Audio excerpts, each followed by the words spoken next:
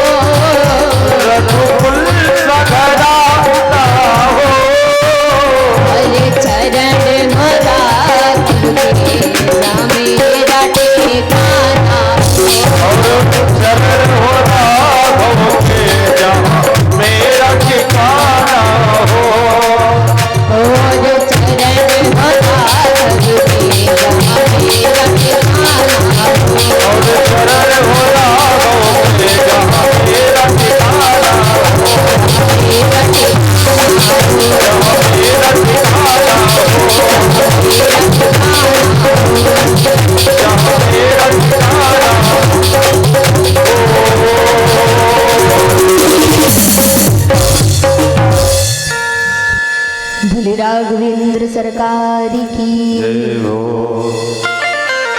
ओ मेरी जीवन नैया हो,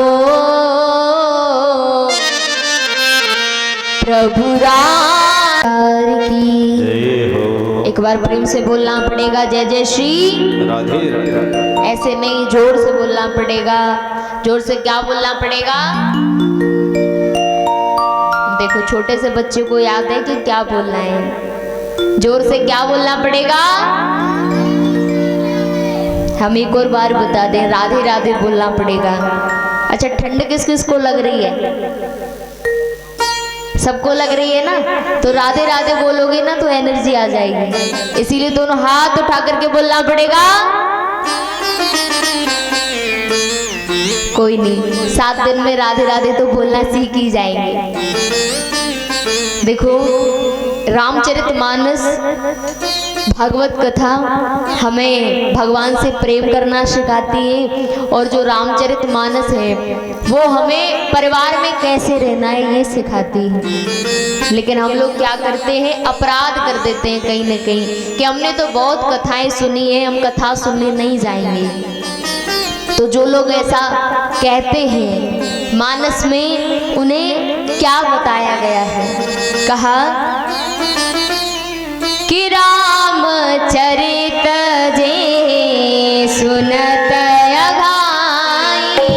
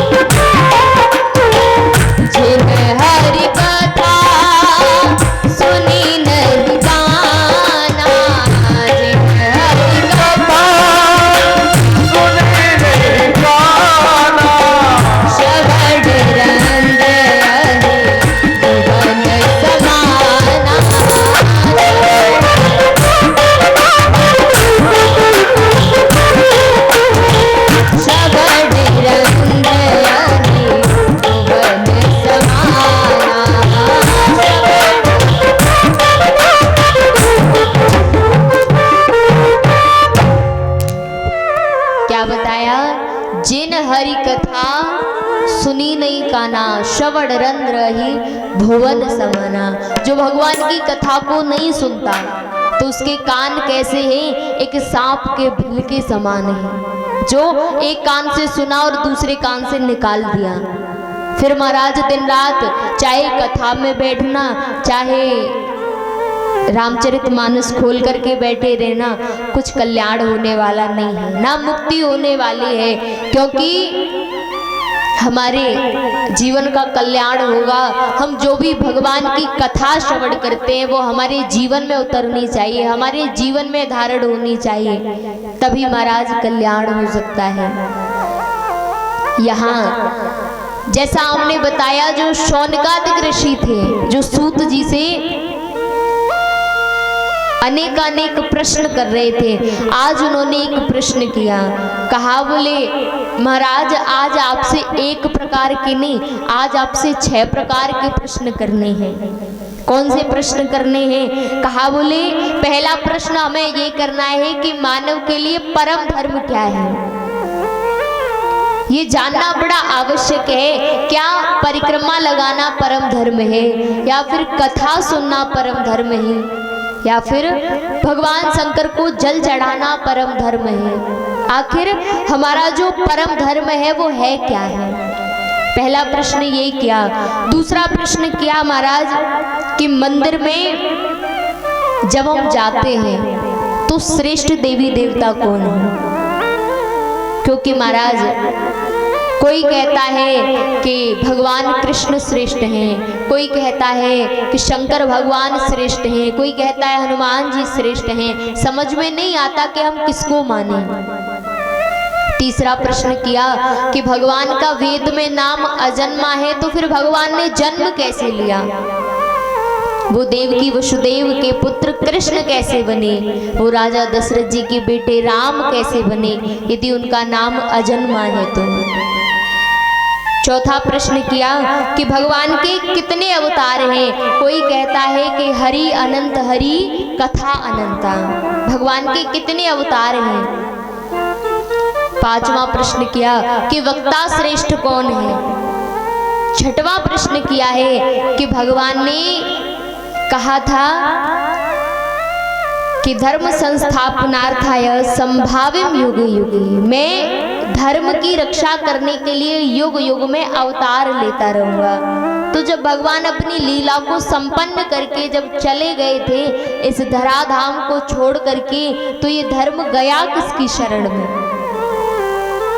और जैसे ये 6 प्रकार के प्रश्न किए महाराज, सूत जी बड़े प्रसन्न होने लगे, सोचने लगे कि इन्होंने अपने लिए नहीं जग कल्याण के लिए ये प्रश्न किए हैं। लेकिन कहा बोले इससे पहले मैं अपने गुरु को वंदन करूंगा, गुरु का ध्यान करूंगा, उसके बाद आपके प्रश्नों के उत्तर दूंगा।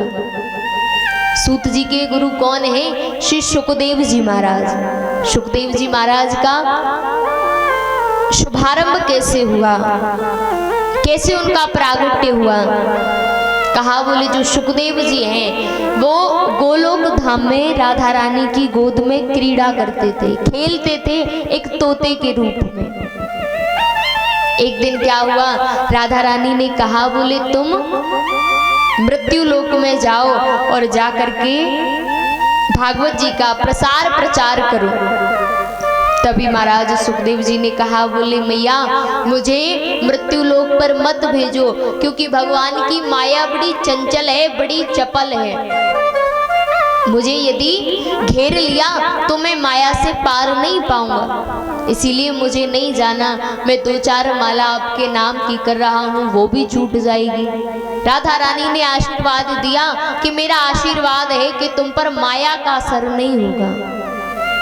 यहाँ महाराज कैलाश पर्वत पर आज नन्हे से एक तोती के अंडे के रूप में अवतरित होकर के आए हैं।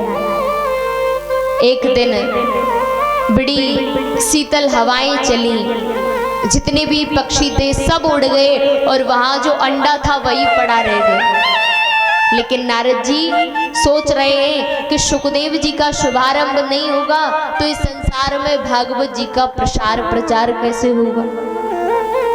तभी नारद जी ने एक लीला की। क्या लीला की? नारद जी अपने मन में सोच रहे हैं कि मैं कोई ऐसी लीला करके आता हूँ जिससे किसी को भान भी ना हो और सुखदेव जी का प्रागट्य हो जाए। क्योंकि जो नारद जी हैं वो ऐसे संत हैं, हमारे यहाँ बताते हैं नारद जी के नाम की व्याख्या कि नारद, जिसकी बात कभी रद्द ना होती हो उसे नारद कहते हैं। नारद जी ऐसे हैं जिनकी बात कभी टाली नहीं जा सकती। नारदो देव दर्शन, नारद जी का दर्शन जिसे हुआ है बैकुंठ की ही प्राप्ति हुई है। कहा बोले नारम ज्ञानम ददात इति नारद, जो ज्ञान देता है उसे नारद कहते हैं। लेकिन नारद जी ऐसे विचित्र संत हैं महाराज कि जिसके यहाँ यदि झगड़ा नहीं होता और वहां नारद जी चले जाएं तो वहां झगड़ा शुरू हो जाता है, और जहां झगड़ा बंद नहीं होता वहां भी नारद जी चले जाएं तो वहां भी झगड़ा बंद हो जाता है। यहाँ एक दिन क्या हुआ, नारद जी ने सोचा बोले मैं सब में झगड़ा करवा चुका हूँ लेकिन आज तक भगवान शंकर में और माता पार्वती में झगड़ा नहीं हुआ। कुछ ऐसी लीला करके आता हूँ कि दोनों में झगड़ा हो जाए। यहाँ गए हैं महाराज कैलाश पर्वत पर, यहाँ देखा तो भगवान शंकर तो अपनी समाधि में लीन थे। अब नारद जी गए हैं माता पार्वती के पास में, जाकर के प्रणाम किया। प्रणाम करके मैया ने कहा बोले रे नारद जी आप तो बड़े दिनों में आए, कैसे आजकल आना जाना बंद कर रखा है क्या? कहा बोले बड़े दिनों में दिखाई दिए हो। नारद जी ने कहा बोले री मैया इस संसार में जो प्रेम करते हैं ना वो सब प्रेम बनावटी करते हैं। ये जो दुनिया है ये स्वार्थ की दुनिया है, केवल कोई किसी से सच्चा प्रेम नहीं करता। यहाँ नारद जी ने मैया से कहा बोले सुर नर मुनि सबकी यह रीति स्वार्थ लाग करें सब प्रीति। कहा बोले माता कोई भी संसार में सच्चा प्रेम नहीं करता, सब स्वार्थ से प्रेम करते हैं। जैसे ये बात सुनी माता पार्वती मन में सोचने लगी बोले नारद जी आप कह तो सही रहे हो लेकिन मैं यदि अपनी बताऊं तो भगवान शंकर मुझसे इतना प्रेम करते हैं, इतना प्रेम करते हैं कि मैं शब्दों में नहीं कह सकती। यहाँ नारद जी ने कहा बोले मैया ये तो बहुत अच्छी बात है। कहा बोले ये तो बहुत अच्छी बात है लेकिन कितना प्रेम करते हैं? कहा बोले नारद जी कहते हैं कि जो गुरु मंत्र देता है ना कान में उसे किसी को बताना नहीं चाहिए। कहते हैं गोपीनयम गोपीनयम गोपीनयम प्रयत्नतः, उसे गुप्त करके रखा जाता है। लेकिन शंकर भगवान इतना प्रेम करते हैं कि वो भी मुझे बता रखा है। जब हम संध्या को समाधि लगा करके भजन करने बैठते हैं हमें जिस देवी देवता का दर्शन होता है हम आपस में बताते हैं, इतना प्रेम करते हैं। तभी नारद जी को मौका मिल गया। नारद जी ने कहा बोले री मैया फिर तो भगवान शंकर ने आपको ये भी बता रखा होगा जो 24 घंटे अपने गले में जो मुंडों की माला पहन करके घूमते हैं उसमें किसके मुंड लगे हुए हैं। जैसे ये बात सुनी यहाँ माता पार्वती को बड़ा संकोच आने लगा, कहने लगी बोले अरे नारद जी प्रेम तो बहुत करते हैं लेकिन आज तक ये तो बताया नहीं कि किसके मुंड लगे हुए। तभी नारद जी ने कहा बोले री मैया तो वो प्रेम नहीं करते, फिर तो वो केवल टाइम पास करते हैं। यहाँ जो नारद जी का काम था वो महाराज कह करके निकल गए। इतने में ही निकल गए और रास्ते में मिल गए भगवान शंकर। दौड़ते जा रहे हैं नारद जी। भगवान शंकर ने कहा बोले नारद जी कहाँ दौड़ते हुए जा रहे हो? कहा बोले बाबा अब मेरे पास समय नहीं है, आप जल्दी आश्रम में पधारो, मैया ने याद किया है। भगवान शंकर तो सब जान गए कि जिस घर में नारद जी का पदार्पण हो जाए वहां तो महाराज कल्याण ही कल्याण है। जैसे ही भगवान शंकर गए, जाकर के देखा तो माता पार्वती ने अपने वस्त्राभूषण उतार करके मलिन वस्त्र धारण किए हैं और चली गई कोप भवन में। बताते हैं महाराज के पहले जमाने में रूठने के कमरे अलग से बनवाए जाते थे और उनके ऊपर लिख दिया जाता था कोप भवन। समझ लो जो व्यक्ति उस कमरे में चला गया तो वो क्रोध में है, वो रूठा हुआ है। लेकिन आजकल देखा जाए तो घर घर ही कोप भवन बने बैठे हैं। यहाँ भगवान शंकर ने पूछ लिया, कहा बोले देवी क्या बात है, कैसे उदास बैठी हो। माता पार्वती ने कहा बोले स्वामी आप तो बड़े कपटी हो। शंकर भगवान ने कहा कपटी हो? अरे कपटी तो वो होता है जो छल करता है, लेकिन मैंने तो आज तक तुमसे कोई छल नहीं किया, कोई बातें नहीं छुपाई। कहा बोले आप अंदर से भी काले और बाहर से भी काले हो। कहा बोले वो कैसे? कि मुझसे यदि प्रेम करते हो तो आज तक आपने ये क्यों नहीं बताया कि जो 24 घंटे अपने गले में जो मुंड माल पहन करके घूमते हो उसमें किसके मुंड लगे हुए हैं। जैसे ये बात कही, यहाँ भगवान शंकर के नेत्र सजल हो गए, कहने लगे बोले देवी मैं तुमसे कितना प्रेम करता हूँ, यदि इसका वास्तव में कोई प्रमाण है तो ये मुंडमाला है, क्योंकि तुम तो देवी हो, जगदम्बा हो। जब जब तुमने लीला की सिद्धि के लिए अपनी देह का परित्याग किया है तब तब मैंने आपका प्रत्येक मुंड अपने गले में धारण कर लिया है। यहाँ जैसे ये बात सुनी अब और ज्यादा क्रोधित हो गई। कैसे? कहा बोले प्रभु आपने ऐसी कौन सी दवाई खा रखी है जिससे बार बार मुझे ही मरना पड़ता है और आप कभी मरते ही नहीं हो। कहा बोले देवी मैंने एक अद्भुत कथामृत का पान कर रखा है। कहा बोले वो कैसी कथामृत? कहा बोले मैंने अमर कथा का पान कर रखा है। कहा बोले स्वामी वो अमर कथा मुझे भी श्रवण करनी है। यहाँ जैसे ये बात भगवान शंकर से कही तो भगवान शंकर ने कहा बोले जब मैं कथा सुनाता हूँ तो मैं नेत्र बंद करके सुनाता हूँ। कहा बोले तुम सुन रही हो कि नहीं सुन रही ये मुझे कैसे पता चलेगा, इसीलिए तुम हुंकारी भरती रहना। हुंकारी समझते हैं किससे कहते हैं? कौन कौन जानता है? हाथ खड़े करो। देखो जो कोई पहले हमें हमारे बाबा जी हमारी दादी हमें कहानियां सुनाया करती थी तो और हम कहानी सुनते सुनते जब हुंकारी भरते थे हूँ करते थे ना, वही हुंकारी होती है। यहाँ भगवान शंकर ने कहा बोली माता जब मैं कथा सुनाऊं तो आपको हुंकारी भरनी है। यहाँ भगवान शंकर ने कहा बोले जो कथा सुनने के नियम होते हैं वो क्या होते हैं? हमेशा श्रोता को व्यास मंच के ठीक सामने बैठना चाहिए, कभी पीछे बैठ करके कथा नहीं सुननी चाहिए। ये ब्रह्म विद्या की चोरी का पाप लगता है। कहा बोले कथा में बैठ करके किसी भी प्रकार की बात नहीं करनी चाहिए, हमेशा एकाग्र मन होकर के कथा श्रवण करनी चाहिए। यहाँ महाराज जब कथा प्रारंभ होने लगी तो प्रारंभ होने से पहले भगवान शंकर ने कैलाश पर्वत पर 3 बार डमरू बजाया और जब 3 बार डमरू बजाया कैलाश पर्वत पर जितने भी पक्षी थे सब उड़ गए, केवल वही तोती का अंडा पड़ा रह गया वहां पर। कथा प्रारंभ हुई।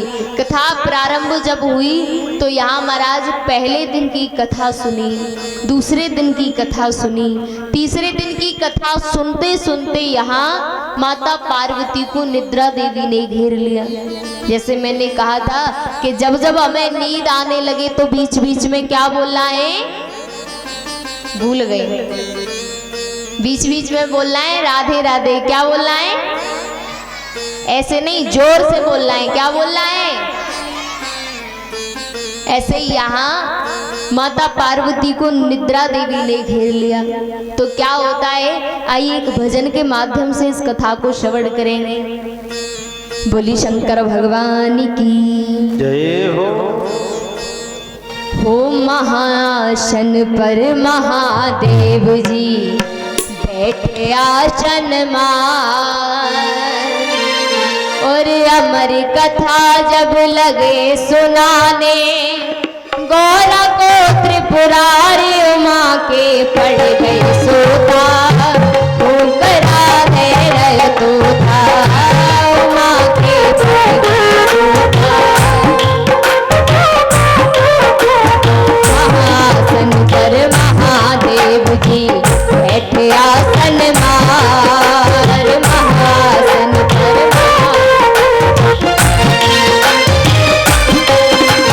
अमर कथा जब लगे सुनाने, गौरा को त्रिपुरारी उमा के पड़ गए सोता, करा दे रहे तो था।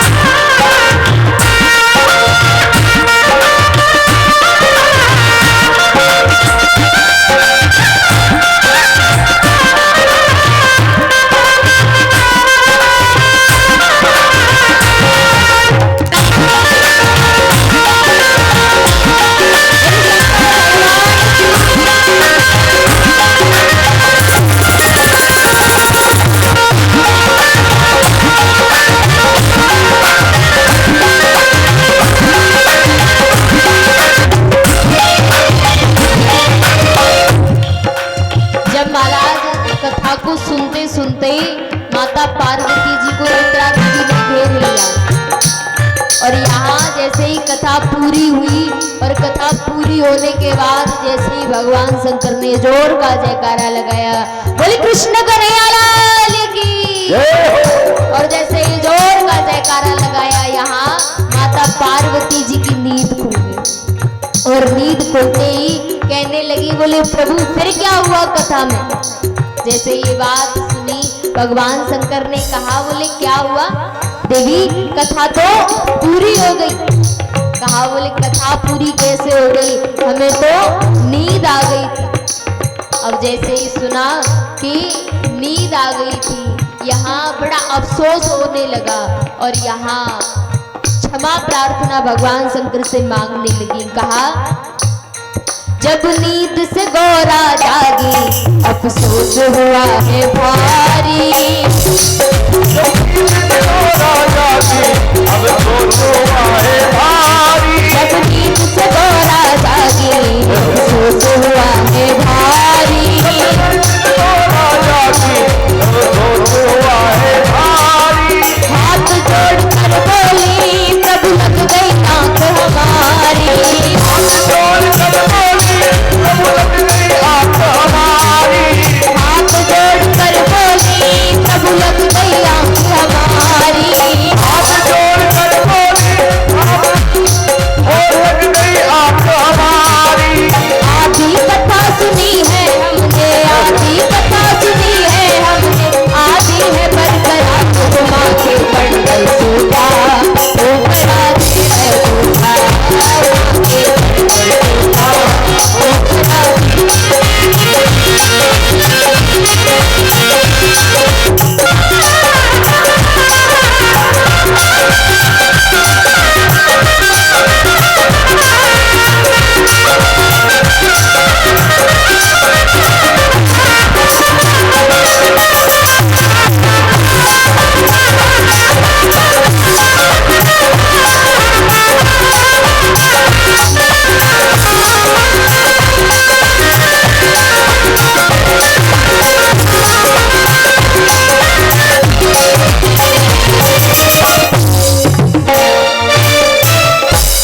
यहाँ महाराज क्या हुआ, जैसे ही भगवान शंकर ने ये सुना कि तुम्हें नींद आ गई, सोचने लगे कि तुम्हें नींद आ गई थी तो ये हुंकारी कौन बता, क्योंकि ये अमर कथा है।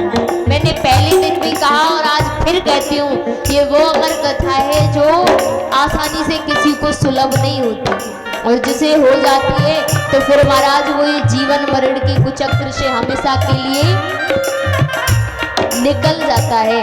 इसलिए यहाँ कहा, बोले ये अमर कथा है।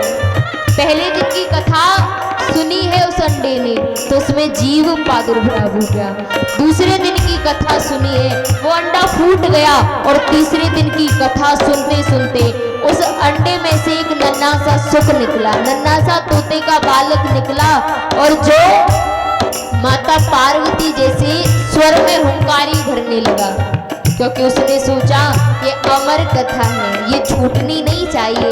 तो वो माता पार्वती जैसे स्वर में हुंकारी भरने लगा। लेकिन भगवान शंकर कहते हैं कि जिसने भी ब्रह्म विद्या की चोरी की है मैं उसे छोड़ूंगा नहीं। भगवान शंकर ने कहा, कहने लगे शंकर जी ये कथा सुनी है किसने, कहने लगे शंकर जी ये कथा सुनी है किसने, कहने लगे शंकर जी ये कथा सुनी है किसने,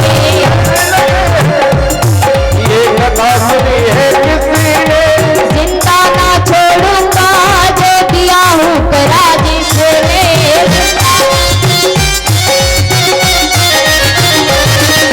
जिंदा ना छोड़ूंगा जो दिया हूँ करा जिसने,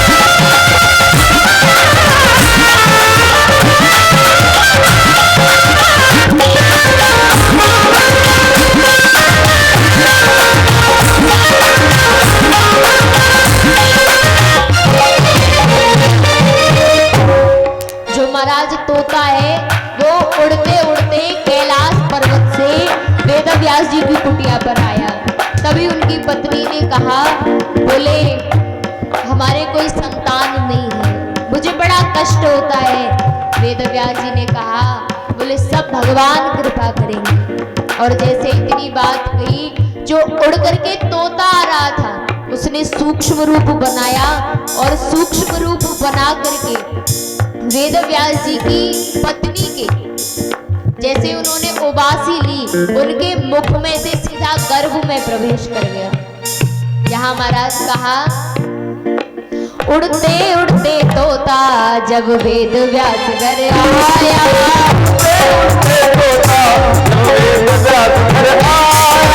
उड़ते उड़ते तोता जब वेद व्यास घर आया,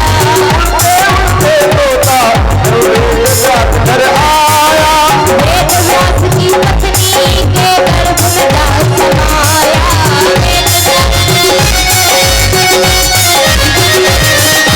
वेद व्यास की पत्नी के गर्भ में जा समाया।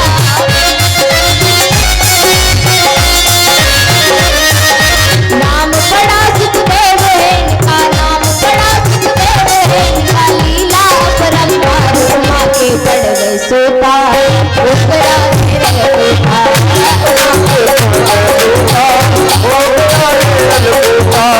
शंकर महादेव जी बैठे आसन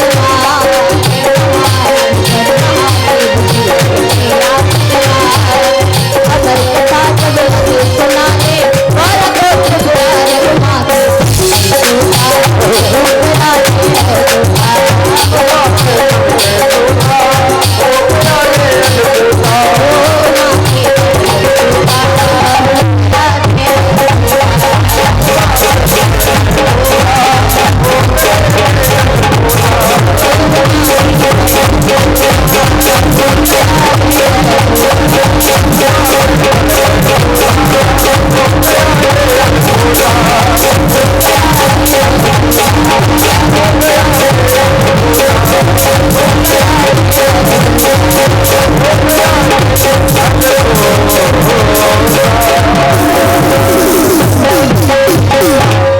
बोले शंकर भगवान की जय हो, बोले श्री सुखदेव जी महाराज की जय हो। या महाराज वो नन्हा सा सुख वेदव्यास जी की पत्नी के गर्भ में चला गया। शंकर भगवान त्रिशूल लेकर के आए, वेदव्यास जी से कहने लगे, बोले महाराज तुम्हारे घर में मेरा एक चोर घुस गया है। कहा, बोले चोर घुस गया है। वेदव्यास जी ने कहा भगवान शंकर से कि प्रभु आपके पास ऐसा कौन सा धन था जिसकी उस चोर ने चोरी कर ली? अरे आप तो फकीर बन करके रहते हो, आपके पास कोई बड़ा बंगला तो रहने के लिए नहीं है, बड़ा धन संपत्ति तो नहीं है। कहा, बोले ऐसे किस धन की चोरी कर ली? कहा, बोले महाराज उसने ब्रह्म विद्या की चोरी की है, उसने अमर कथा की चोरी की है, और उस अमर कथा को पान करने के बाद फिर व्यक्ति को मरना नहीं पड़ता, फिर वो अमर हो जाता है, उसकी मुक्ति हो जाती है। जैसे ये बात वेदव्यास जी ने सुनी, वेदव्यास जी कहने लगे, बोले दोनों ही बात प्रभु आप अपने मुख से कह रहे हो। एक बात कह रहे हो कि उसने अमर कथा का पान किया है, वो मर नहीं सकता। जब उसने अमर कथा को पान ही कर लिया है तो आपकी क्या सामर्थ्य है जो आप उसे मार सको? यहाँ संत बताते हैं कि भगवान शंकर त्रिशूल लेकर के इसलिए नहीं दौड़े थे कि मैं इस नन्हे से सुख की हत्या कर दूं, मैं इसको मार दूं। वो पीछे पीछे त्रिशूल लेकर के इसलिए दौड़ रहे हैं कि इसने अमर कथा का पान किया है। ये बड़ी बहुमूल्य कथा है, ये किसी गलत स्थान पर ना चली जाए, इसीलिए उस कथा को सही स्थान पर स्थापित किया है। यहाँ महाराज वही सुखदेव जी महाराज 12 वर्षों तक माँ के गर्भ में रहे हैं। माँ के गर्भ को जिन्होंने मंदिर बना दिया, यहाँ उन सुखदेव जी को प्रणाम किया है सूत जी ने, और जो संतों ने 6 प्रकार के प्रश्न किए थे उनका उत्तर देने लगे। कहा, बोले पहला प्रश्न किया है कि मानव के लिए परम धर्म क्या है? तो बताया मानव के लिए जो परम धर्म होता है वो होता है निष्काम भक्ति। कोई कामना नहीं होनी चाहिए, वो निष्काम भक्ति होनी चाहिए। भगवान के पास जाओ तो कोई कामना लेकर के मत जाओ, निष्काम रूप से जाओ। हम क्या करते हैं, जैसे मैंने दिन में बताया था कि भगवान यदि हमें कुछ मांगने का अवसर दे दें तो पूरे मांगने की लिस्ट बना करके ले जाते हैं। प्रभु हमारा बेटा नौकरी में लग जाए, हमारी बहू के बेटा हो जाए, हमारे घर में थोड़ा सा धन आ जाए, हमें ये मिल जाए वो मिल जाए, हमें बड़ी सी गाड़ी मिल जाए, बंगला मिल जाए। फिर महाराज हमारा मांगना बंद नहीं होता।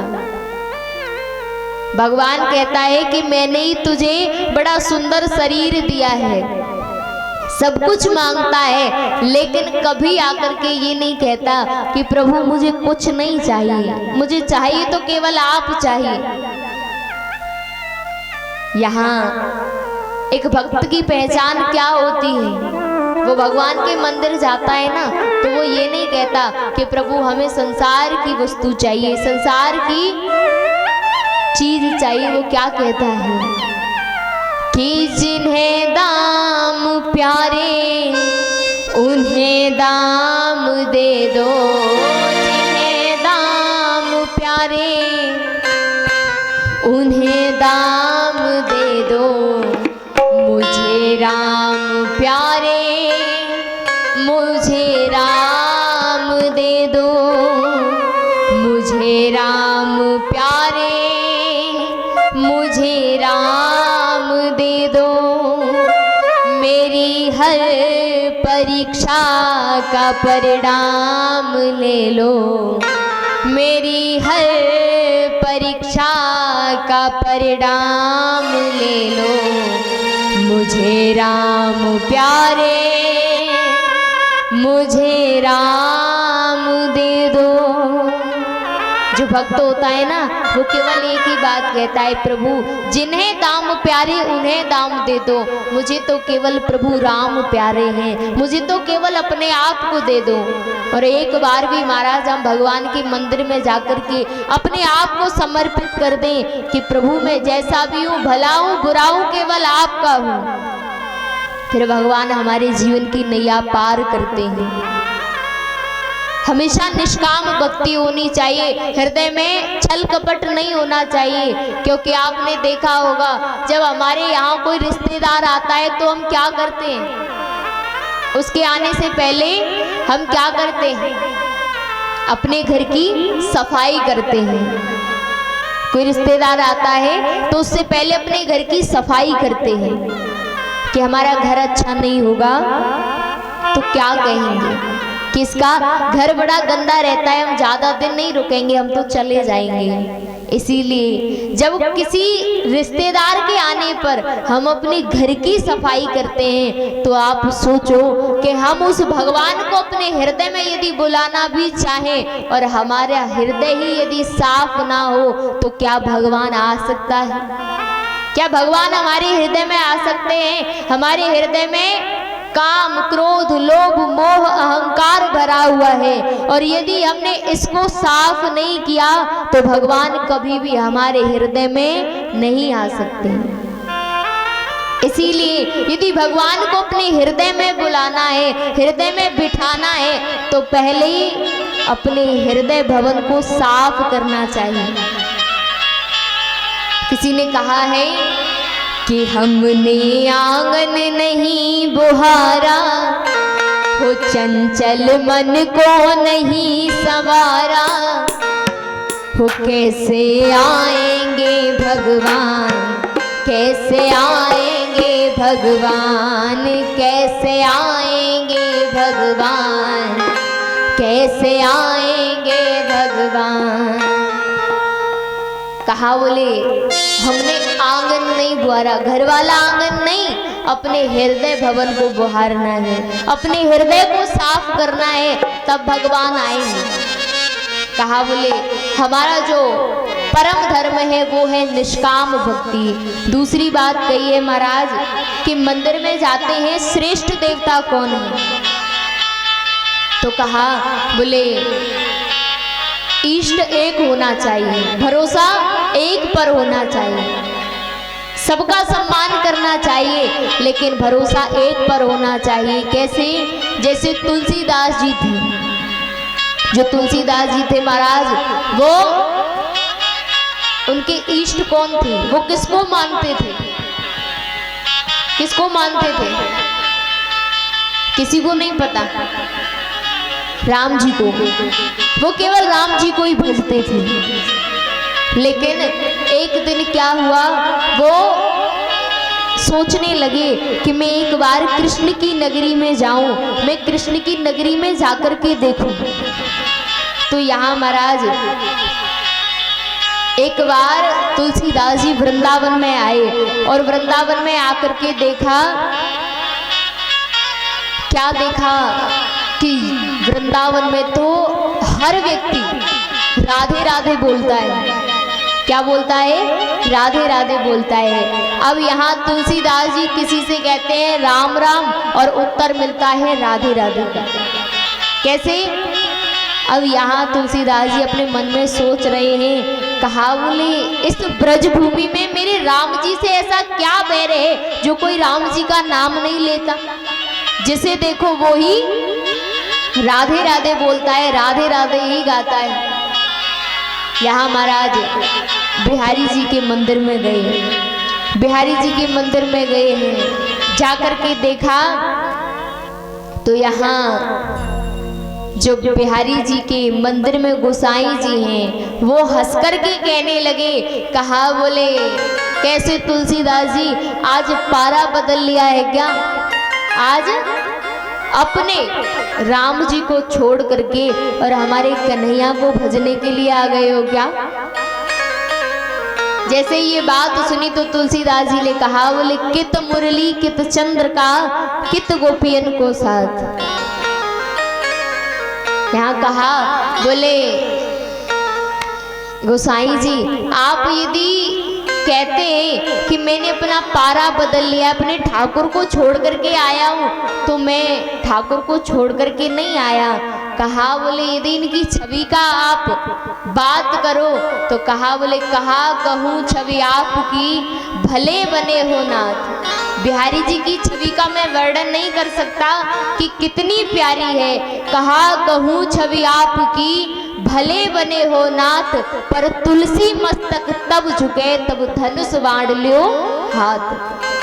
मेरा इष्ट केवल राम है, मैं कन्हैया के आगे अपना सिर नहीं झुकाऊंगा, सम्मान करता हूँ, लेकिन मेरा माथा तो केवल रघुनाथ जी के ही चरणों में झुकेगा। आज यहाँ कहते हैं कि भगवान भक्तों के लिए क्या क्या करते हैं। यहाँ कहा बोले कित मुरली कित चंद्र का कित गोपियन को साथ, और अपने जन के कारण श्री कृष्ण बने रघुनाथ। आज तुलसीदास जी के लिए कन्हैया ने अपनी बंसी को एक तरफ रखा और हाथ में धनुष बाण ले लिया। और जैसे ही तुलसीदास जी ने देखा, कहा बोले गोसाई जी देख लो अब अपने कन्हैया को, ये मेरा ही राम है जो यहाँ बैठ करके मुरली बजा रहा है। यहाँ जैसे ये छवि निहारी वो गोसाई जी भी धन्य हो गया, कहने लगा बोले धन्य है। अटूट विश्वास होना चाहिए एक ईश्वर के ऊपर, सम्मान सबका करना चाहिए। ये दर्शन आपको वृंदावन में मिलेगा। कभी भी वृंदावन में जाओ तो इस पूरी झांकी का दर्शन करो। वृंदावन में जाकर के इस पूरी झांकी का आप दर्शन करोगे, बड़ा आनंद आएगा देखने में। यहाँ कहा बोले मंदिर में जाते श्रेष्ठ देवता कौन है, तो दूसरे प्रश्न का जवाब दिया कि सम्मान सबका करो लेकिन भरोसा एक पर होना चाहिए। क्योंकि कहते हैं कि एक वृक्ष होता है उसमें सैकड़ों डालियां होती हैं, अरबों पत्ते होते हैं, लेकिन वृक्ष की जड़ केवल एक होती है। और आप यदि जड़ में पानी डाल दोगे तो उसकी डाली में भी पानी लग जाता है, फल में भी पानी लग जाता है और पत्ते में भी पानी लग जाता है। यहाँ महाराज तीसरा प्रश्न किया, कहा बोले प्रभु का नाम अजन्मा है तो फिर प्रभु ने जन्म कैसे लिया? तो कहा बोले जब जब इस धराधाम पर हानि होती है तब तब भगवान नाना प्रकार के भेष धारण करके आते हैं। कहा बोले जब जब होए धर्म की हानि, बाढ़े असुर अधम अभिमानी, तब तब धरि प्रभु विविध शरीरा, हरहु कृपा निधि सज्जन पीरा। तब तब भगवान नाना प्रकार के अवतार धारण करते हैं। चौथा प्रश्न किया है कि भगवान के अवतार कितने हैं, तो कहा बोले भगवान के 24 अवतार हैं। 24 अवतार जो हैं उनमें 2 अवतार महाराज श्रेष्ठ हैं। 2 अवतार कौन से श्रेष्ठ हैं, कहा बोले राम और कृष्ण अवतार। ये दोनों अवतार श्रेष्ठ हैं, लेकिन देखा जाए तो दोनों में महाराज अंतर नहीं है। दोनों में अंतर नहीं है, दोनों एक ही है। कहा बोले राम कृष्ण दो एक हैं, अंतर नहीं निमेष, उनके नैन गंभीर हैं, इनके चपल विशेष। राम जी के नैनों में गंभीरता है, कृष्ण के नैनों में चपलता है। कहा बोले जो राम जी हैं वो मर्यादा पुरुषोत्तम हैं और जो हमारी कन्हैया हैं वो लीला पुरुषोत्तम हैं। इसीलिए दोनों में अंतर नहीं है महाराज, दोनों एक ही है। हम क्या करते हैं, कभी कभी महाराज मंदिर में जाकर के हर देवी देवता का अपमान कर देते हैं, लेकिन हमें ऐसा नहीं करना चाहिए। हमें भरोसा एक पर रखना चाहिए, इष्ट हमारा एक होना चाहिए, क्योंकि कहते हैं कि एक है साधे सब सदे और सब साधे सब जाए।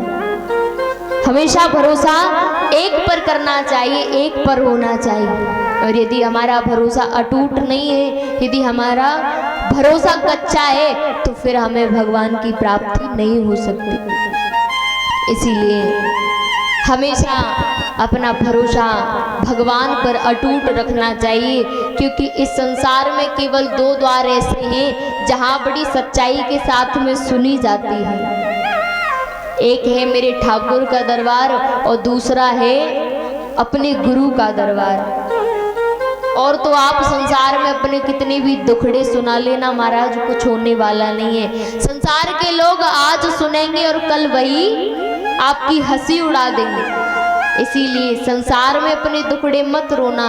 यदि आपको अपना दुख सुनाना है तो केवल हमारे गुरुजन ऐसे हैं जो संसार सागर से पार करते हैं। हमारे ठाकुर जी ऐसे हैं जो हमें हमारे दुख से पार करते हैं। इसीलिए हमेशा ये प्रयास रहना चाहिए कि प्रभु की भक्ति ना छूटे। देखो इस संसार में आपको मनोरंजन बहुत मिलेगा, बहुत मिलेगा, क्योंकि ये जो संसार है ये मान के चलो ये मायावी संसार है। ये भगवान की माया अपनी अपनी ओर आकर्षित करती है। ये माया इतनी चंचल है कि अपनी अपनी ओर आकर्षित करती है, लेकिन हर एक भक्त का कार्य ये है कि उस माया पर विजय प्राप्त करके हमें भगवान की भक्ति पानी है, हमें भगवान का भजन करना है, क्योंकि यही हमारे साथ में जाने वाला है। यही संसार का सार है और कुछ भी साथ में नहीं जाएगा। ये नाच गाना है, ये मनोरंजन है, ये क्षण भर का सुख है महाराज, फिर उसके बाद में कुछ नहीं। हमें ये अपने हृदय में धारण करना होगा कि हमारे लिए सब जरूरी है, उससे कई ज्यादा भगवान का भजन जरूरी है। इसीलिए हम तो प्रयास करते हैं कि इन 7 दिनों में आपका जो हृदय है ज्यादा नहीं तो बस वो भगवान के गुणगान करने लग जाए। और कहते हैं कि भगवान का नाम लेने के लिए कोई समाधि लगाने की आवश्यकता नहीं है, एकांत में बैठने की आवश्यकता नहीं है, क्योंकि मानस में कहा गया है कि भाव को भाव अनख आलसहु, नाम जपत मंगल दिस दसु। भगवान का नाम कैसे भी लो, भाव से लो, कुभाव से लो, आलस्य से लो, कैसे भी लो भगवान का नाम। भगवान का नाम तो फलदायक ही होता है। आपने देखा होगा जब कोई किसान अपने खेत में बीज डालता है तो वो ये नहीं देखता कि वो बीज उल्टा जा रहा है या सीधा जा रहा है, वो बस डाल देता है। लेकिन जब समय आता है तो वही बीज बड़ा सुंदर भांति से उग करके आता है। ऐसे ही चाहे भाव से कुभाव से कैसे भी भगवान का नाम लो, भगवान का नाम तो फलदायक ही होता है। इसीलिए हमेशा प्रयास करो और जहाँ भी कथा हो, जहाँ भी कीर्तन हो, जहाँ भी भजन हो, वहाँ अवश्य जाना चाहिए। ये संसार के कार्य लगे रहते हैं, इनको विराम करके जाना चाहिए। यदि हम भगवान के लिए समय निकालेंगे तो एक समय वो आएगा कि स्वयं भगवान चल करके हमें लेने आएंगे। तो आइए आज की कथा को यही विराम करते हैं ठाकुर जी के चरणों में। आइए एक भजन के साथ में फिर आरती की ओर चलते हैं। और कल कथा का समय आपको पता ही है।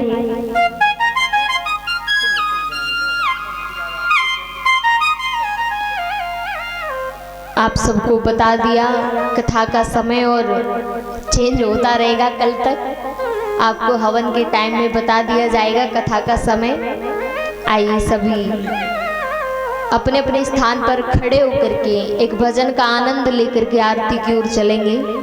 बोली राधा रानी सरकार की,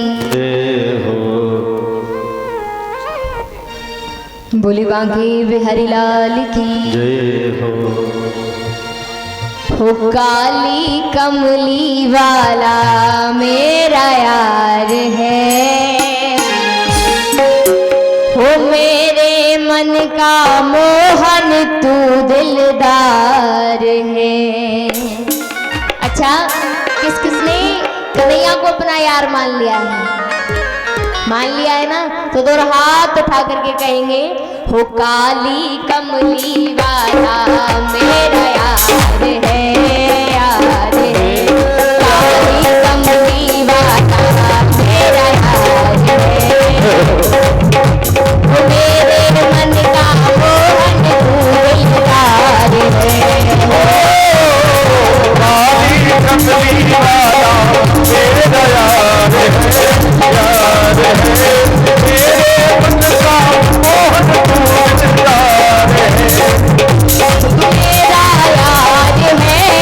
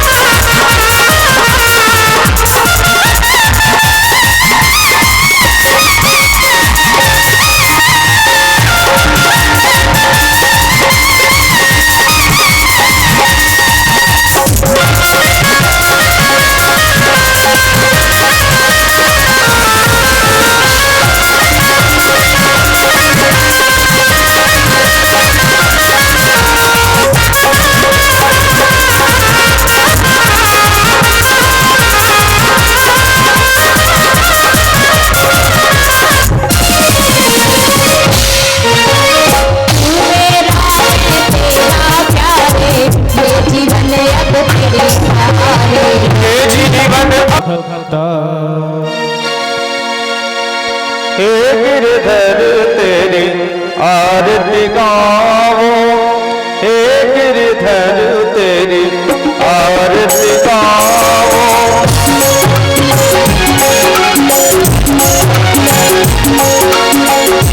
आरती गाओ प्यारे तुमको बनाओ, आरती गाओ प्यारे तुमको बनाओ। बाप बिहारी तेरी आरती गाओ, बाप बिहारी तेरी आरती गाओ।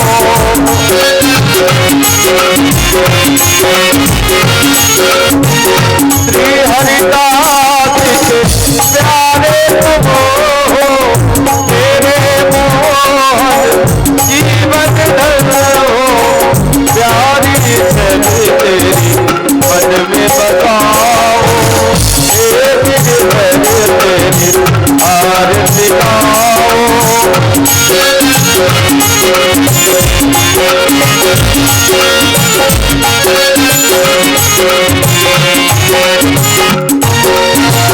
और मुकुट तेरे शीश पे सोहे, प्यारी बंसी मेरो मन मोहे। और मुकुट तेरे शीश पे सोहे, प्यारी बंसी मेरो मन मोहे। देख छवि बलिहारी जाओ, एक गिरधर तेरी आरती गाओ।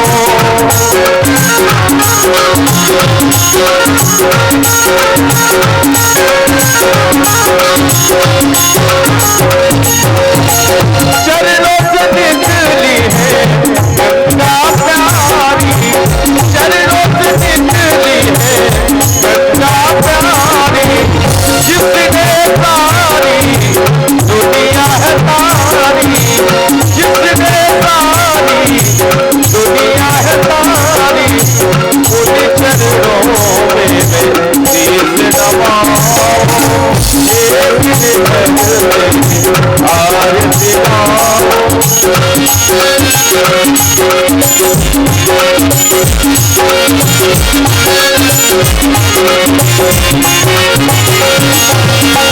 व्यासदास के नाथ आप हो, व्यासदास के नाथ आप हो। सुख दुख जीवन प्यारे साथ आप हो, सुख दुख जीवन प्यारे साथ आप हो। श्री चरणों में बलि बलिदाओ, हे गिरधर तेरी आरती गाओ।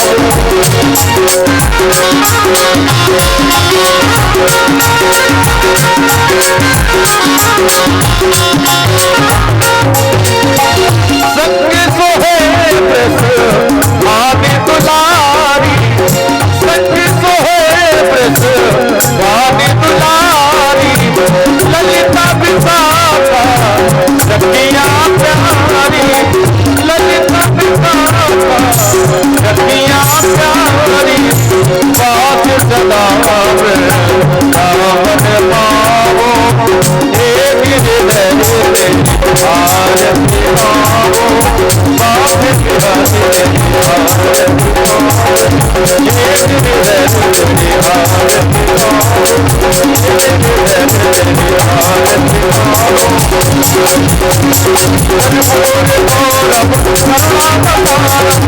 सारे मालम उनसे न्यालम सदा वसंतम।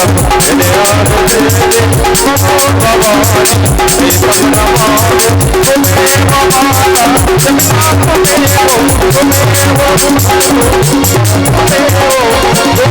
विद्या जगन्नाथ तुम्हें सर्वम मम देव देवा, तुम्हें सर्वम मम देव देवा, तुम्हें सर्वम मम देव देवा, तुम्हें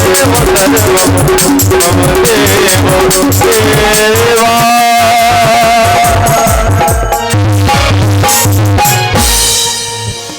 बोलिए भागवत भगवान की।